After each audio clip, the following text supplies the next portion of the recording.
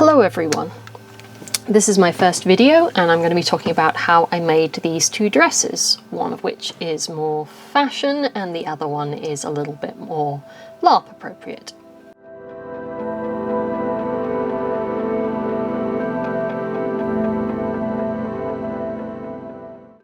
This is the pattern I'm using. It's, I think, a vintage pattern from the 1970s. I'm just worrying about the dress and not the blouse today. And based on the final garment measurements, not the size measurements, I'm deciding to make a size 10.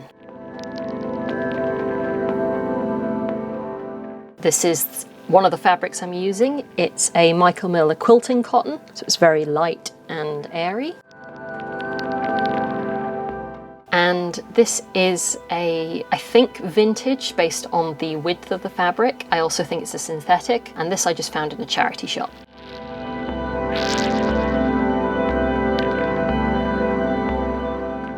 First thing to do is to get the pattern tissue out and cut out all the pieces that you need. Which actually means going through the instruction leaflet and figuring out which numbers correspond to the bit of the pattern you want to make. This is a fairly tedious process. You just have to go through and trim each piece of the pattern tissue down to size with a different pair of scissors than you're going to cut your fabric out with. Some people don't like to use the actual pattern tissue itself. You can trace this off onto a stronger paper or dot and cross paper, which is used for pattern drafting. Personally, I can never be bothered, so I just use the actual pattern tissue. I also count on my size not changing a lot over time. This might not work for everyone.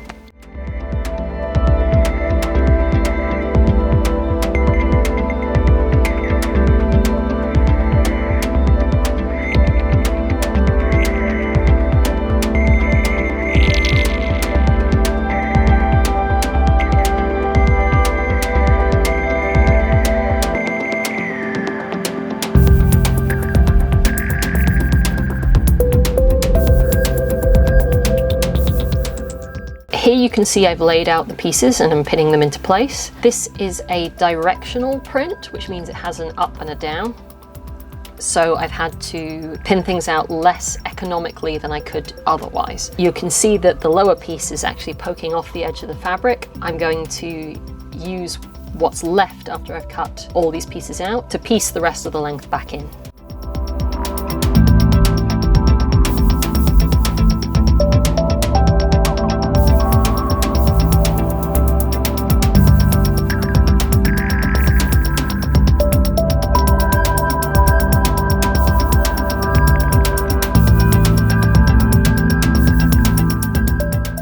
When cutting everything out, there's not really a sort of special way of doing it. I just try and keep everything as flat as possible so the fabric moves around as little as humanly possible.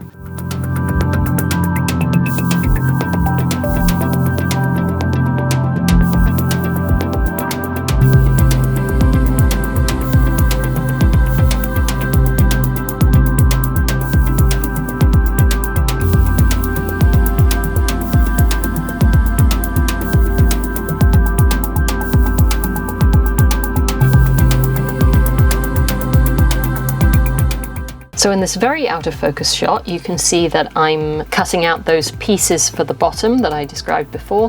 These will get seamed on. That's pretty much the first thing that you do. And from then on, you'll just treat it like one whole pattern piece. I actually find, especially on prints like this, it's really hard to notice that there's an extra seam in there. But even so, this is the back panel of the dress.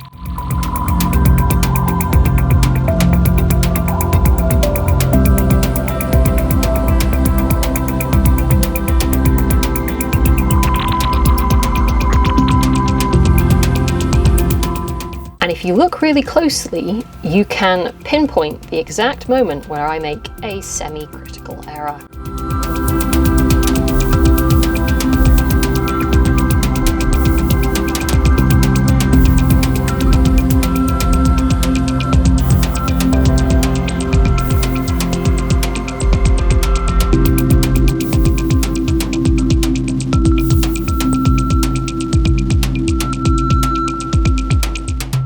Then it's just a case of getting the sewing machine all set up with a bobbin. There's not really a trick to threading a sewing machine, it's just practice.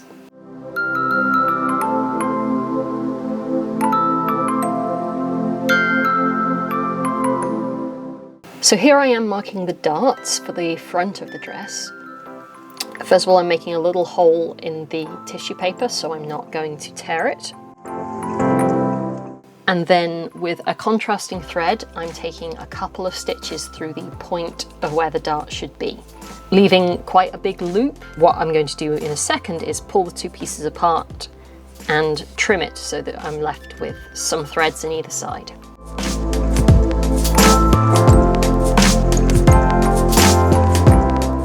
Quick snip to mark the ends of the dart.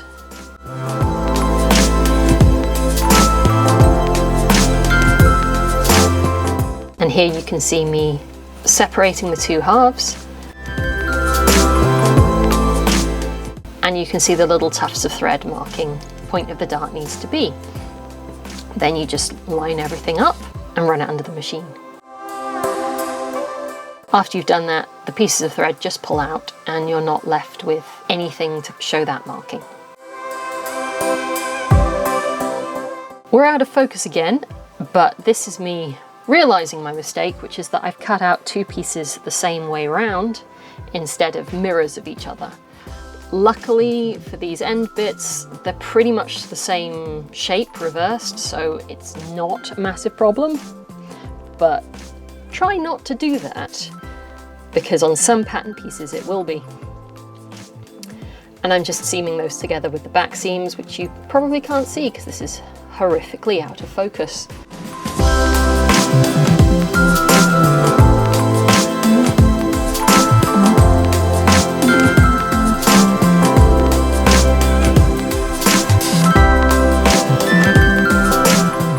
Now I'm doing up the center front seam, and I'll do the center back seam the same way.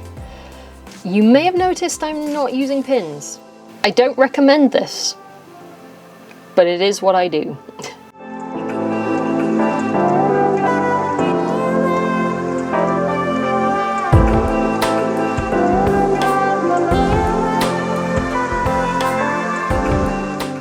We are out of focus again, and this time we're looking at the front facing, so that's what's going to line the neckline. I'm just checking off on the pattern pieces there because of the way that they're shaped. One side is on the straight grain and one side is on the bias, and I need to know which is supposed to be at the shoulder seam and which is supposed to be at the center back.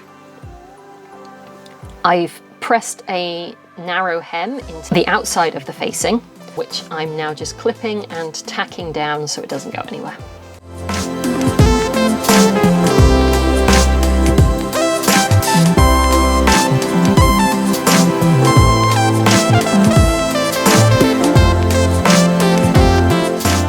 Now we're putting the zip into the center back. So this is a seam that I've sewn up. It's a decorative zip, so it's going on the outside, and I'm just going to line up the teeth of the zip with the seam itself and pin it into place.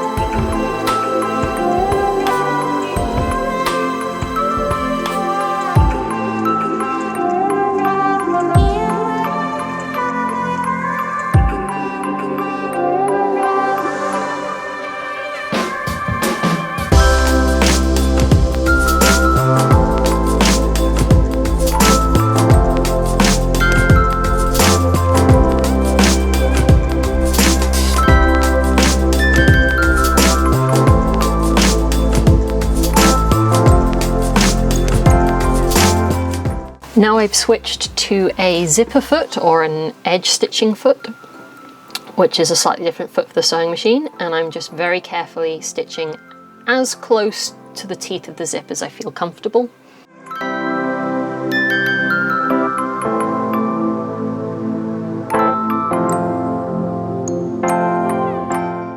And what you can see me doing here is moving the zipper pull out of the way.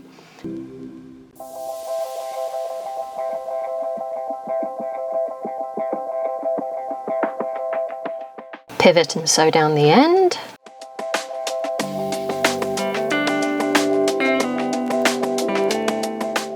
Sometimes you just need to ease it over the chunkier bits of the zip. And then you can sew all the way down the other side.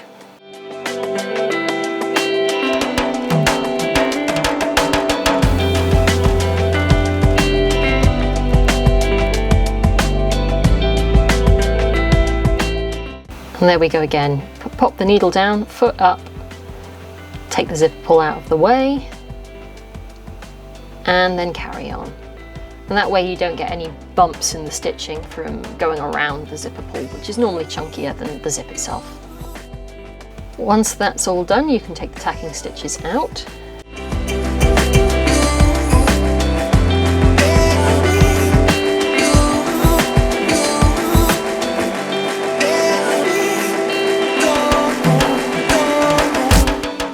And then what I normally do is just open up the zip itself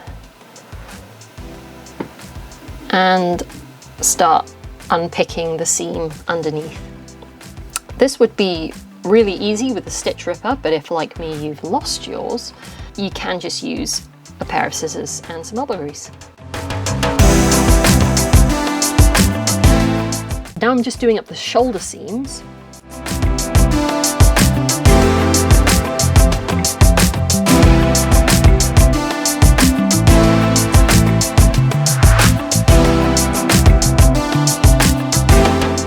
And I'm fitting the front facing into place. This was a little bit tricky. The shapes don't quite line up, but once I ignored the way the seam wanted to go and just matched notches to notches, everything kind of lined up the way it was supposed to. So always cut your notches and pay attention to them.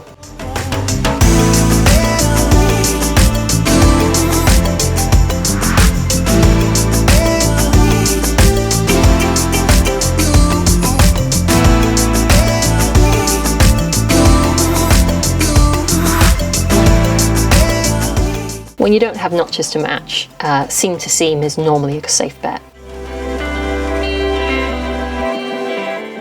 So I've sewn that in now, and again I'm just clipping the seam.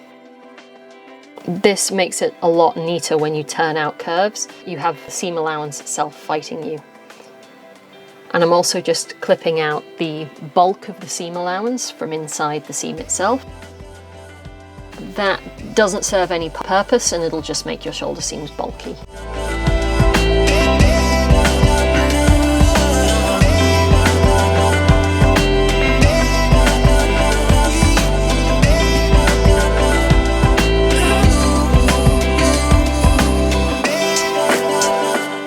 Then we were on to the sleeves. This pattern was a little bit unusual in that they wanted you to put the sleeves in flat while the side seams of the dress weren't done up yet. And I'll be honest, I struggled with this a little bit.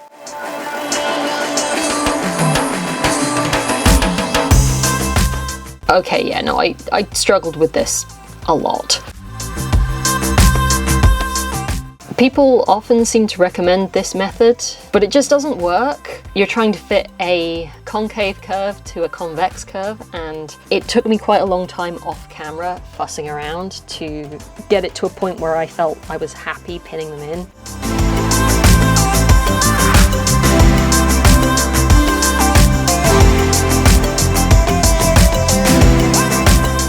So now we're top stitching down the facing. First thing I'm doing is just folding in the ends so that they sit nicely over the top of the zip and no threads from the raw edges are poking out to get in the way.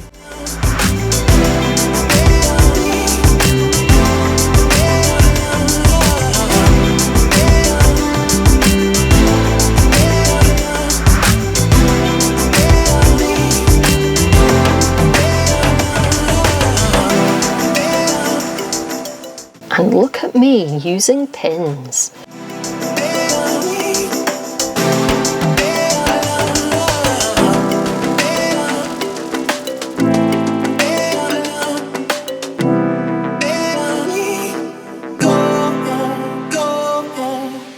Then I'm just very carefully top stitching the facing down from the wrong side. I've switched to a contrast thread, so this is going to actually leave a decorative line of stitching on the outside of the dress too, but you could equally do something by hand that would be almost invisible.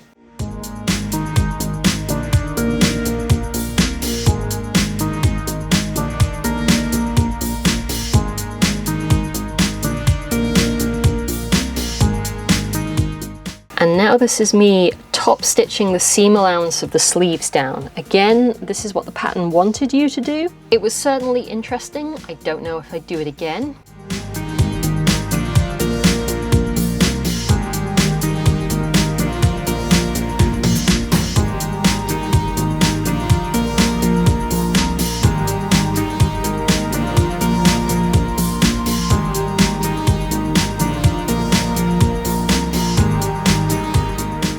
Then the next thing to do was to do up the side seams, and what you can see here is me working on the pockets. This dress has built-in pockets, which is great. I'm just reinforcing the seam a little at the top and bottom, and then sewing up the edges as part of the main side seam. Having finished this dress now, personally, I would have made those pockets a little bit deeper, but it's better than no pocket.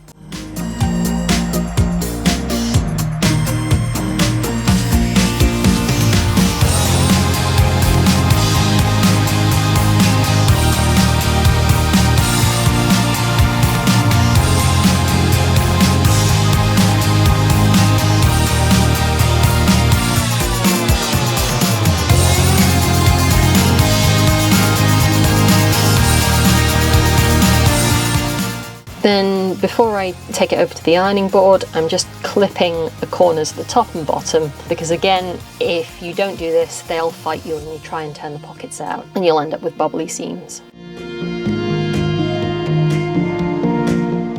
I haven't really shown it yet, but obviously every time I sew a seam, it then gets ironed.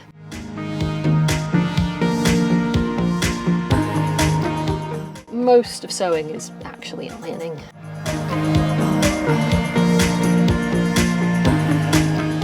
And then what I normally do is just press it to one side, press it to the other side,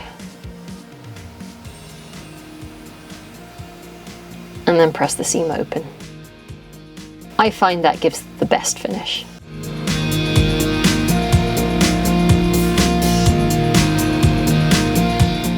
Now I'm just ironing the hem in place, so I turn it up once and then turn it up again.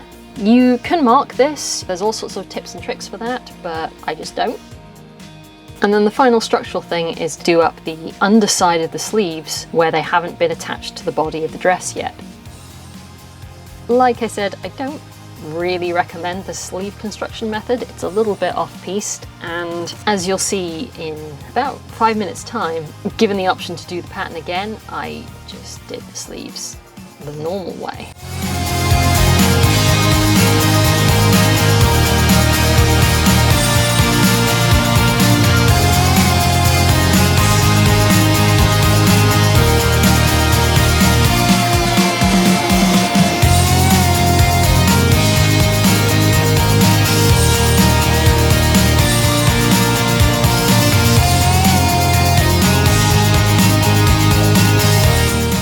Now the hems on the sleeves have been turned up, I'm just top stitching those as well. And as well as the decorative band around the top, I am just doing an extra line of stitching around the very edge.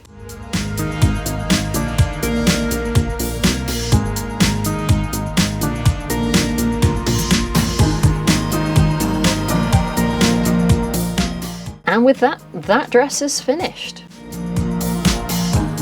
It's pretty cute. I'm not entirely happy with the placement of the little orange people, but I like the contrast top stitching details. I like that it's got pockets. It's got a really nice kind of neutral fit, and it's nice and summery, so I'll be able to get a lot of wear out of it in the next couple of months.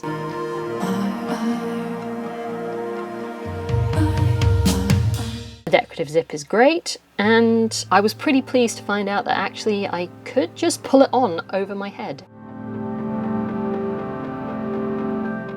So let's do this again. You can see with the brown fabric that actually I can lay it out much more economically. I don't have any more of the brown fabric, but I can fit things on a lot more comfortably because it's not got a directional print.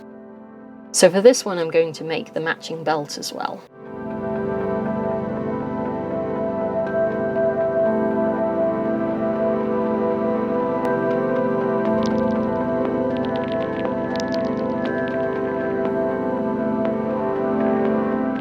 The pattern calls for interfacing, but I'm not really an interfacing kind of person, so I just cut a strength layer out of sort of matching cotton, and I'm tacking that into place. I'll treat the two pieces like they're one piece for the purposes of sewing from then on. And I'm just seaming the interfaced and non-interfaced sides of the belt together. That gets ironed flat, and then the long tails get sewn on to the short ends. I actually really like this as a way of constructing something with long tails. It's surprisingly not fiddly, which they normally are.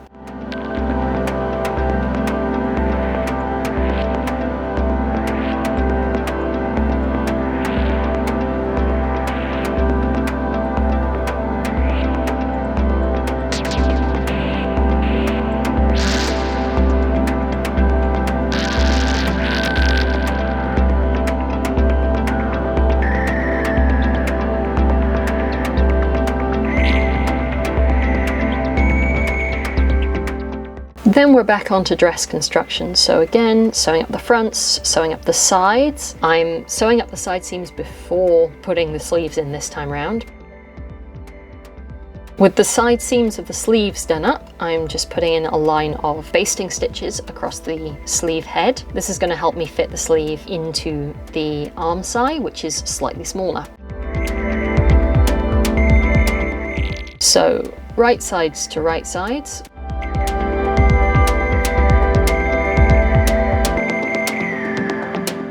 I prefer to have the sleeve on the inside.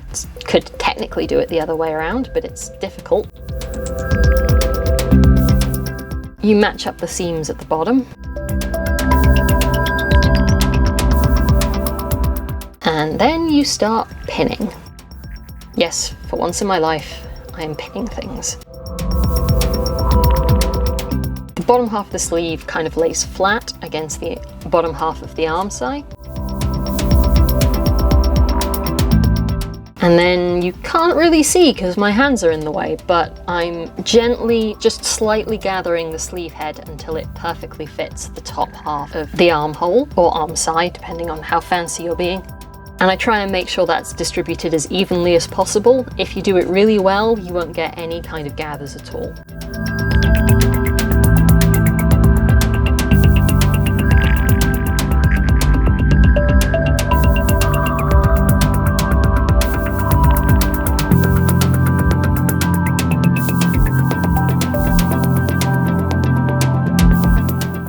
As you can see, sleeves take a lot of fussing.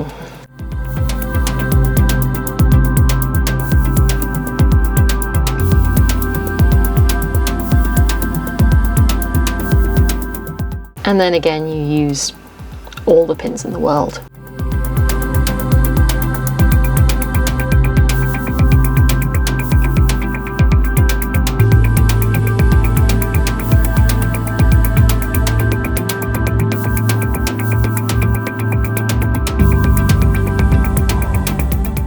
So I've sewn that seam now, so I'm just taking the tacking stitches out of the top, and what I haven't shown you the whole way through is me trimming down the seam allowance with pinking shears. This just makes the seams wear a little bit nicer as you wash it, and then because it's a curved seam, obviously we clip down the seam allowance.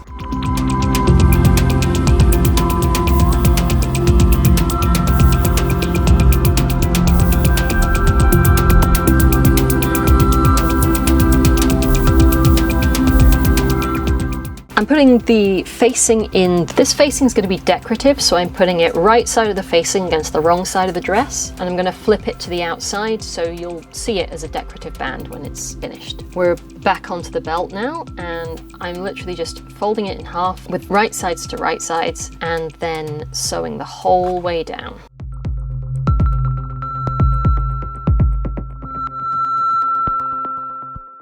And then finishing off the end with a nice couple of back stitches. That's a lovely close-up.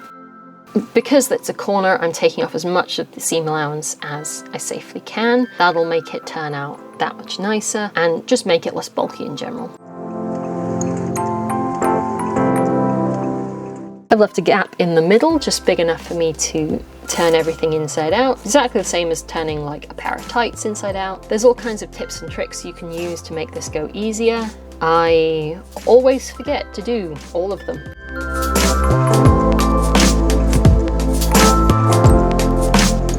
Because this is going to be a little bit more rustic looking, I decided to finish it off with some embroidery. So here I am just cutting off some embroidery floss. Embroidery floss comes in 6 stranded twists. You don't want to use all of those at once. I like to use 3 strands, which means that I can just split things in half.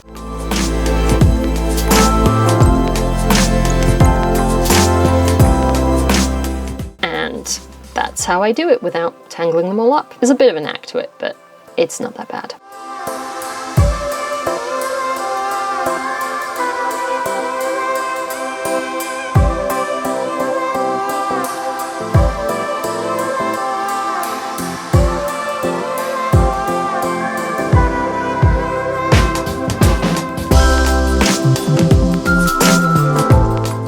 And so instead of doing the machine top stitching on this one, I'm actually just going to kind of decoratively embroider in a very, very basic way.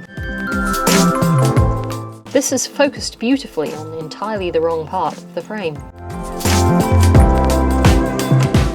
So this is the finished dress. I really like how it turned out. There's no closures in it because it can just pull on over my head. I'm a little bit annoyed that that front facing is slightly wonky, but the self fabric belt is really nice and kind of ties it together really well, and is definitely something that I would use if I didn't have a more practical belt in mind.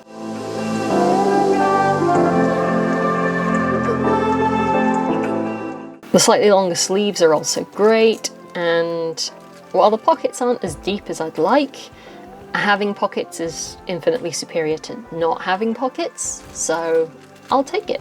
I hope you've enjoyed this video. I'd like to make this a more regular thing in future, so if you'd like to be around for that too, please subscribe and click the bell button, or whatever it is that YouTube has decided we have to do currently to be notified when people we like publish videos. I hope you stick around, and I will see you next